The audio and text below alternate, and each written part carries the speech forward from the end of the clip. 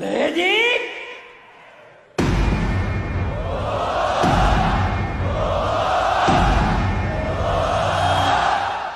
ChickenBob!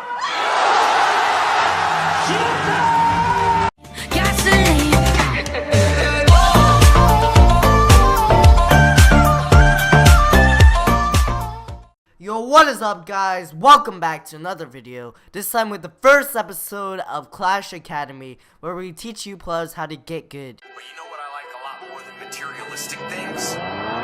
Knowledge. Fact. I'm a lot more proud of these 7 new bookshelves that I had installed. So today, let's talk about the holy trinity of Clash Royale, the triumvirate, the trifecta, goddamn deck archetypes. So you guys might have heard of it, drifting through the wind, going inside your noggin from places such as Reddit, MySpace, RedTube, wherever you get your fake news from. But deck archetypes serve a large purpose and role inside the game, not only in deck creation, but also in gameplay. So deck archetypes are first coined by a beautiful man named Rumham. He has a YouTube channel as well, very big voice inside the community, and also he casts a lot of competitive shit.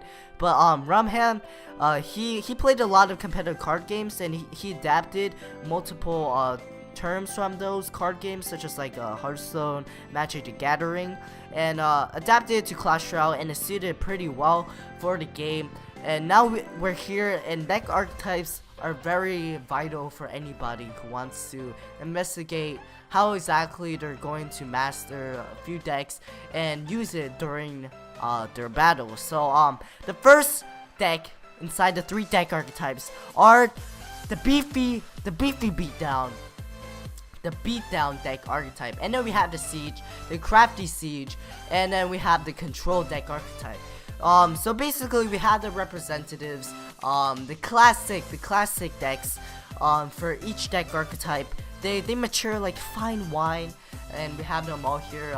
Usually you're going to see like a siege with expo, like people are gonna say like expo's siege is the classic representative siege, golem's the classic representative of beatdown, and hog is for their for control.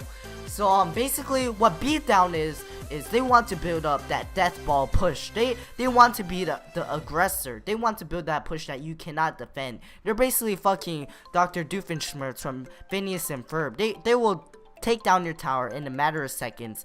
They will body it, and you can't do any shit to stop it.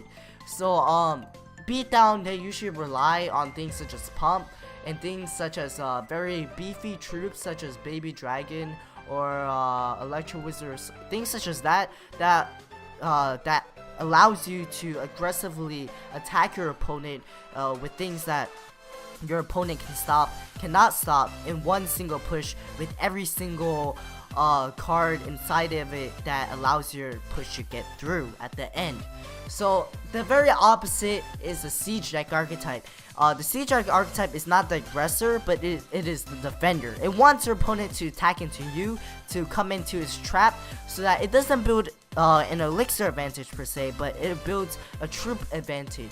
Like if your opponent drops a hog rider at you now, and you deploy a mini P.E.K.K.A. And an ice spirit, it's a -1 trade, but you're going to get a free mini P.E.K.K.A. That's what siege decks want to be able to do. They want to build a nice setup with their defenses, and then they want to control their deck cycle, and then control the how they want to defend, and then eventually inch your way towards that nice setup that allows their win condition or such to penetrate and be able to destroy your enemy and cripple them. So we have the control deck archetype. The classic control deck is probably the most popular within the game, just because it's so standard, and it is the medium between the beatdown and the siege deck archetype. The control deck archetype doesn't want to be the aggressor, but it will want to do that from counter pushing. So from here you want to be able to defend, and from that build positive elixir trades, and constantly be able to build counter pushes, quick little jabs at your opponent to control the pace of the game. And like the name suggests, control deck archetypes want to be able to control the pace of the game. So you might be saying, I don't give two shits about any deck archetype. So hold on to your britches, young chap, because deck archetypes only aren't for you to figure out what deck archetype your deck is, but it's also for you to apply to certain mindsets and skill sets of each deck archetype within the game, and also to figure out what a good matchup is. So the general gist of it is that Beatdown counters Siege, and Siege counters Control. Because of the fact that Beatdown, it's always attacking, Siege doesn't have room to build up that nice setup, and it's always going to be pressured. And because Control, it doesn't have that way to constantly shut down and set up a good setup. It's going to be hard to take out Siege deck. But Control, because it has that ability to constantly chip your opponent and to stop your opponent from building up that giant Beatdown deck, that Beatdown push, Control usually has a better matchup against Beatdown. So Beatdown is better against Siege, and Siege is better against Control, which is a rocket paper scissors effect.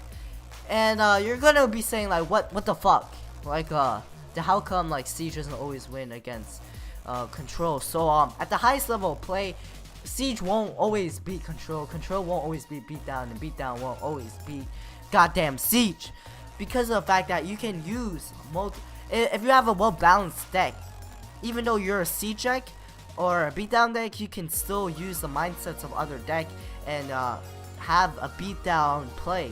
So each play you have within the game, it can also lay within the boundaries of each certain deck archetype and the mindset behind them. Either you're the aggressor, you're the defender, or you're the pressurer. So the attacker, of course, is the Beatdown, the defender, of course, is the Siege, and the pressurer is, of course, the Control deck. So you guys might hear some shit like cycle decks or tempo or stuff like that constantly get mixed in with deck archetypes. These are a lot of traits that define deck archetypes, but they're not deck archetypes themselves. And you might be saying, God damn, look at my deck. It doesn't lie within any of these goddamn deck archetypes. It's sexually confused. What do I do? So your deck archetype doesn't necessarily have to fit within the boundaries of each deck archetype, because it's 2017, okay?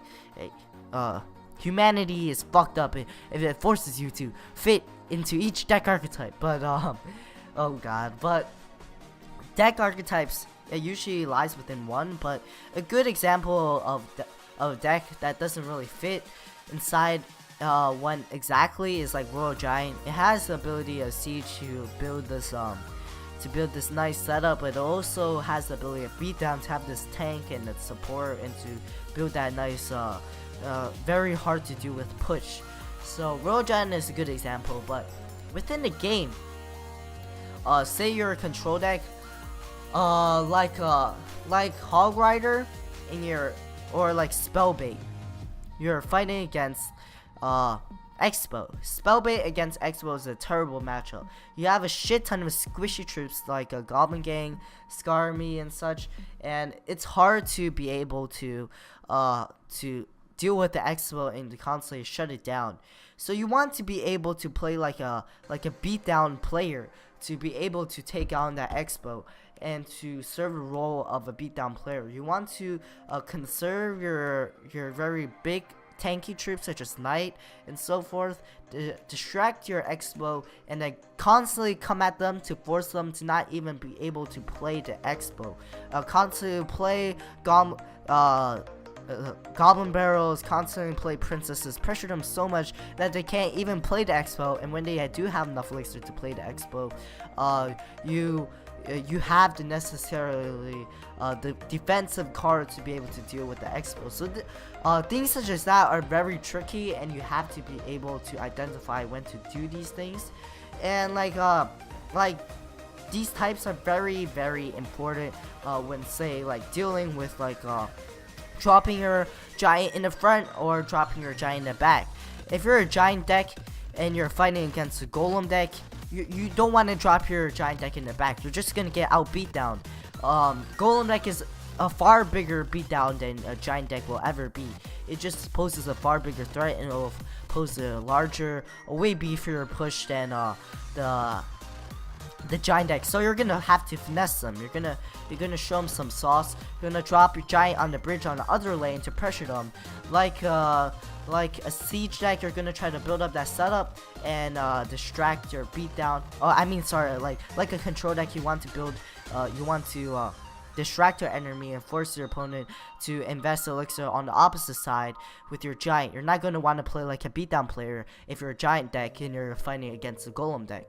So things such as that are really going to help you within the game, and really you're going to have to play your deck a lot of times to figure out what mindset of each deck archetype do you want to rely on in each certain scenario. So you really have to identify the matchup and how exactly throughout the game do you want the game to continue.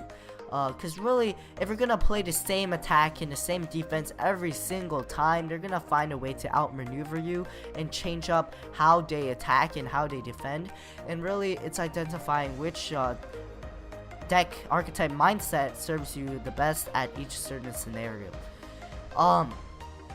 Shit, that was a mouthful, but hopefully you guys get it. Really, deck archetypes, I feel like it shouldn't be that tricky, but it's very advanced when you try to apply them within the game, and it's really hard to do, and it allows you to bypass counter decks such as like a Royal Giant versus Expo matchup. A Royal Giant is going to beat the beatdown, is going to be like a beatdown card in the Royal Giant setup, so then you just want to defend the entire time and then like spam rockets at them, because you know you're not going to be able to penetrate a Royal Giant with your Expo. So things such as that, you're going to have to see and identify what deck archetype are they going to try to play at you that serves them the best, and how they're going to play throughout the game. Like, is their ideal goal throughout the game to serve that giant push, or is their ideal goal to like pressure you or to defend and build that setup? So and then you're going to try to stop them and form the counter to that deck archetype using the rock paper scissors effect I was talking about, of how siege counters beatdown, and I mean control counters beatdown, beatdown counters siege, and siege counters control. So it is sort of complicated at the end. Hopefully you guys get this shit. Maybe you guys do, and I'll see you guys in the next video. Hopefully you guys enjoyed this like Clash Royale Academy video. You're gonna gain your PhD after a few episodes inside the series. I'm probably never gonna continue this series like all my other fucking series, like goddamn. But like usually I do deck videos and teach you guys how to play a certain deck or such, but like a lot of the game comes down to fundamentals and like the mindset, and you can't really learn that just from one deck. You have to apply that in every single deck you play. So hopefully the series covers that. Maybe next video I'll teach you guys how to build a well-balanced deck, and or like how to count elixir and shit. But anyways guys, I'll see you guys in the next video. Peace out.